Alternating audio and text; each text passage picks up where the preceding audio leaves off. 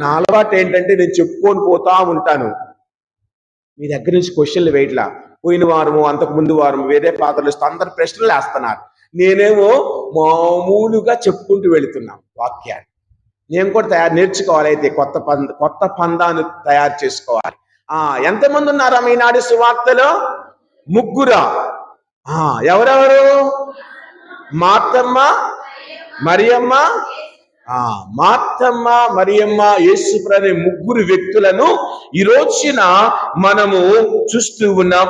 ప్రియా సహోదరి సహోదరులారా, మొదటి అనగా 38వ వచనములో యేసు ఒక గ్రామమునకు వెళ్ళుచుండగా అక్కడ మార్తమ్మ అనడు ఒక స్త్రీ ఆయనను తన ఇంటికి ఆహ్వానించి. గమనించండి బైబిల్ గ్రంథం అంతా, ముఖ్యంగా సువార్తల్లో మీరు ఎక్కడ చదివినా ప్రభువు ఆహ్వానించకుండా ఏ గృహానికి వెళ్ళలేదు. మరొకసారి రూఢిగా చెప్తూ